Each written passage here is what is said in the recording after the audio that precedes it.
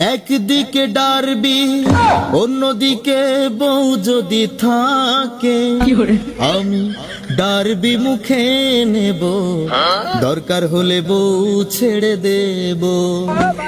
লা লা লা লা লা লা লা লা লা টড়ং টড়ং টড়ং টড়ং। কি খবর ভাই? ভাই মন, তুমি ভালো আছো? এই তো ভাই ভালো। আই শুনলাম তোমার নাকি এসএসসি পরীক্ষা চলছে। হ্যাঁ ভাই, রানিং এসএসসি পরীক্ষা চলছে। আর তাহলে তুমি হবে রাস্তাঘাটে ঘুরছো কেন? পড়ালেখা করতে হবে, কারণ নকল আর হবে না। এই তো ভাই, মনটা খারাপ করে দিলেন ভাই। কেন? আচ্ছা, হেলিকপ্টার মিলনের ডায়লগ বাদ দেন, ওইগুলো টিকটকে শুনতে শুনতে আমি শেষ। এই যে একটু আগে আপনি গানে গানে কি বললেন ভাই? আপনি ভাবিয়ে ছাড়তে পারবেন কিন্তু ডারবিরে ছাড়তে পারবেন না ভাই।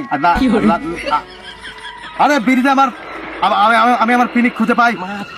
এই ডার্বি সিগারেট আমি আজ 25 বছর ধরে সেবন করি। কত বছর ভাই? 25 বছর। আমার বয়স কত? আমার বয়স তো 24। আমি জন্মের 1 বছর আগে থেকে খাই না, মানে আসলে বেশি খেয়ে ফেলেছি তো, একটু মডিফাই খাইছি ওই সিগারেটটাকে বের করে। মূলত সুগার গুলো ফালাই দিয়ে একটু মডিফাই করে খেয়েছি তো, এই জন্য মাথাটা আবার ঠিক নেই, মাথা পিনিকে আছে। বিড়ি না খেলে আমার মাথা নষ্ট, কি যে কষ্ট। এই 8 টাকার একটা বিড়ি আমার মাথা রিফ্রেশ করে দেয়, তাই বিড়ি নিয়ে বাজে কথা বলবে না। তাহলে তুমি বিড়ি খাও। ও এই, তোমাদের এসএসসি পরীক্ষা? এসএসসি পরীক্ষা তো রানিং ভাই। তোমাকে বিড়ি খেতে হবে। রেজাল্ট যদি ভালো করতে চাও তাহলে নকলের নেশা বাদ দিয়ে বিড়ি খাও, মাথা রিফ্রেশ করো, আর সেন্টারে যাও, আর দিব্যিলিতে দিয়ে উল্টাপাল্টা ফেল করো। এটা কোনো কথা ভাই? এটা পাস করার একটা সঠিক আমি একটা গাইডলাইন দিলাম, এখন মানলে ভালো, না মানলে না। ভাই, এটা কোনো কথা ভাই? পরীক্ষার রেজাল্ট কখনো বিড়ি খাইলে ভালো হয়? না ঠিক আছে, আসলে আমি বিড়ির প্রতি এতটাই আসক্ত হয়ে গেছি যে বিড়ির দিকে আমার কোনো নেগেটিভ চিন্তাধারা আসে না, যা আসে সব পজিটিভ। কারণ আজকে থেকে 29 বছর আগে আমি যখন এসএসসি পরীক্ষা দিয়েছিলাম। কত বছর ভাই? 29 বছর। ভাই আপনার বয়স কত ভাই? আপনি 29 বছর আগে এসএসসি দিয়েছেন। আমার বয়স 24। আসলে মন, এটা মনে হয় আমার বাবার এসএসসি পরীক্ষার ডেট, আসলে খেয়ে ফেলছি তো বেশি। আচ্ছা যাই হোক। আচ্ছা আচ্ছা। তো সেই সিগারেট আমি তখন থেকে খাই। এই ডার্বি সিগারেট আমি আজকে 25 বছর ধরে সেবন করি। আচ্ছা ভাই, ডার্বি সিগারেটের বয়স কত? ডার্বি সিগারেটে তো এখনো 25 বছর বয়স হয়নি ভাই। আপনি কি চাপা মারে খান নাকি ভাই? না, আমি দোয়া করে খাই। দোয়া মানে? হ্যাঁ, দোয়া মানে ওই যে তোমরা এসএসসি পরীক্ষা দিচ্ছ না, তোমাদের যদি কারো দোয়ার প্রয়োজন হয় পাস করার জন্য, তাহলে আমার কাছে আসতে পারো।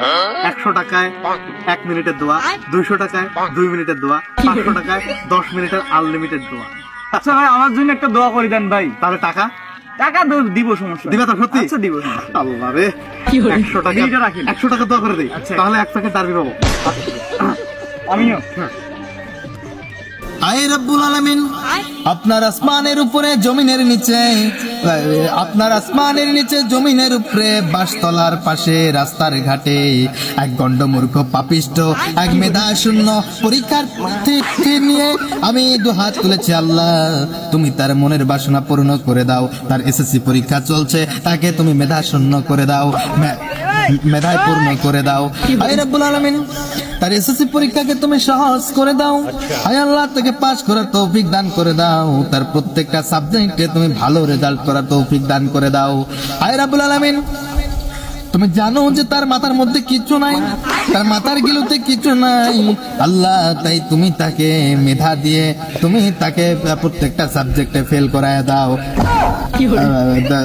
কেন ফেল করায় দিবা? আল্লাহ, তুমি তো চাইলেই পারো পাস করায় দিতে। আল্লাহ, তুমি তার প্রত্যেকটা পরীক্ষাকে সহজ করে দাও। আল্লাহ, হেলিকপ্টার মিলনের সেই কথাবার্তা গুলোতে যেন কোনোভাবে আতঙ্কিত না হয়, ভালো করে পরীক্ষা দিতে পারে রে আল্লাহ। আল্লাহ আল্লাহ, আর কিছু বলার নাই। আল্লাহ, আপনার কাছে চাওয়ার কিছু নাই রে মাবুদ। আমার ছোট ভাই মন, তাকে তুমি পাস করে তুমি ফেল করাও, তার জিপিএ 2.11 দাও না। আল্লাহ, আপনার কাছে আর কিছু বলার নাই। সব কিছু একটা কোথায় বলবো, তার কাছ থেকে এখন দোয়া শেষে 100 টাকা পাইয়ে দাও। আমি দোয়া টাকা দাও, এখন 100 টাকা। কিসের টাকা? কেন দোয়া করলাম? যে দোয়া করছেন আপনি বর্তমানে এগুলো করে খান না? কেন? আর টাকা দাও।